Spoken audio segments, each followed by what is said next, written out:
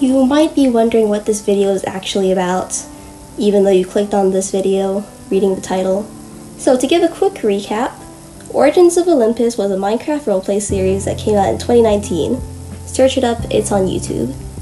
Anyways, it was based on the Percy Jackson series. If you've never read the Percy Jackson series, it's about demigods going to summer camp and going on quests and stuff. So, Micheal, the character we're talking about, first appears in Season 1. I'm actually taking a lot from his wiki page and my own memory, so I might have gotten a thing or two wrong. But anyways, Micheal, son of Athena, was one of the senior camp members, with most of his time spent with characters Richie and Austin, dealing with their own plot thing. It was mostly separate from the whole sword-possessed kid planning to end the world thing. Mostly. Said kid planned to release the Titans to end the world and such. Of course, Micheal and Richie find out of this through Brandine and David, who aren't direct relatives, by the way, despite the similar names. Anyways, Brandine and David weren't even exactly subtle about their intentions. Like, Brandine basically says the equivalent of, "Yo, tell us about how to open the gates of Tartarus. Also, I'm part demon now." I mean, it's not hard to figure out. But following this conversation, Micheal and Richie take a trip to the cave of Erebos, hoping to enter the underworld and lock the gates of Tartarus before they even open. Micheal sacrifices himself for this cause, and Richie leaves the cave after saying his goodbyes. Of course, this plan only partially works, since some of the Titans still got out. Fortunately, those are taken care of by character Xylo, using the Sword of Hades, which is a sword that sends people to Tartarus.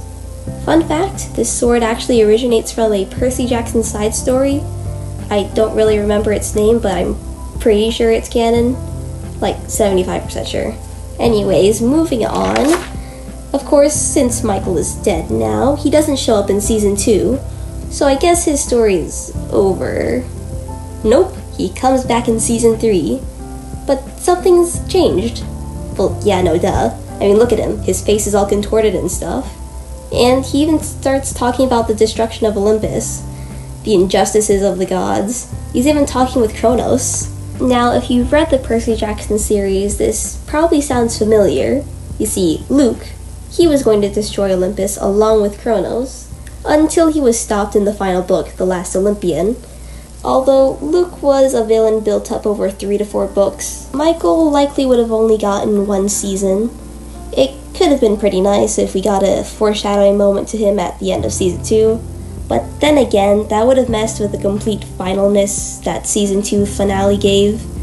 But since there is a Season 3, I guess that feeling doesn't really matter as much. Okay, like I mentioned earlier, despite dying, Micheal still shows up in Season 3. Also, I think I should mention the timeline first. Between Seasons 1 and 2, there's a 1-year time gap. But between Season 2 and Season 3, there's a 5-year time difference, which would mean that Bro has likely been chatting with Kronos in the afterlife for about 5 years. No wonder his ideology seemingly changed so much. Now, how about we compare him to Luke again, shall we? Very similarly to Luke, Micheal was convinced by Kronos that the gods didn't have their children's best interests at heart, and that the Titans should instead be in charge. And of course, even though there is some validity to these claims, a lot actually, they both go to really extreme measures for these arguments. They both even start off as heroes, and to be fair, they both died too. But that's also where they differ. Like I mentioned earlier, Michael's villain arc starts after he died. But here's the thing, his villain arc sadly goes nowhere. And Season 3 ended early too, so... But I do think he had a lot of potential if he was a villain. If he had the chance to shine. I mean, Richie even made a cameo appearance in Season 3. Wouldn't it be so cool if we had the 2 old friends face off against each other one last time in a fight to the death? That didn't happen though. Like I said, the season was cut short. But hey, I get it, YouTuber burnout and stuff. Most of the creators of these series had jobs outside of YouTube anyways. But I do think Season 3 is a bit weaker overall than Season 2. Season 3 is really ambitious with the time travel and whatnot. It even has alternate versions of the characters, a great prophecy too, and don't forget that sword kit that I mentioned earlier. I suppose it's no wonder why Micheal's plot was dropped, and probably why I could never imagine the ending to Season 3 if it did have one.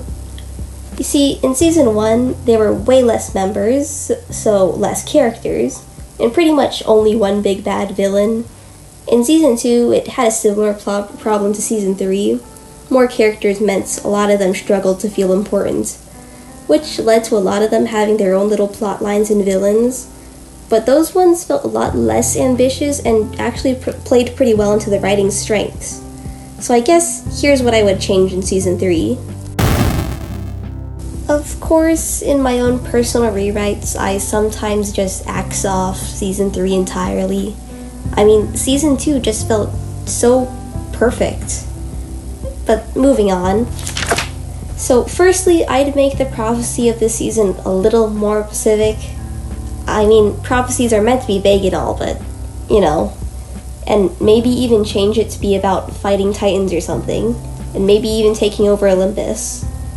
I think I'd also axe the evil future characters, except for the evil King of Atlantis and Blood Moon. And back to Season 2. Yeah, I'd probably give Micheal a foreshadowing scene in the Season 2 finale, especially in that montage where it's showing where everyone's going after the finale. Also, I'm running on the assumption that I'm rewriting it as more of a comic/TV show format, so I don't have to worry about writing with the constraints of Minecraft roleplays. Of course, these aren't too in-depth rewrites, it's just cool ideas I thought I'd share. So, conclusion? Well, Evil Micheal was a really cool concept, and we unfortunately didn't see enough of him, because he really had the potential for being one of the best villains in this series. But this is my second video like this, so tell me how I did and discuss in the comments. Anyways, it's me, Silver, signing out. Goodbye, you can leave now.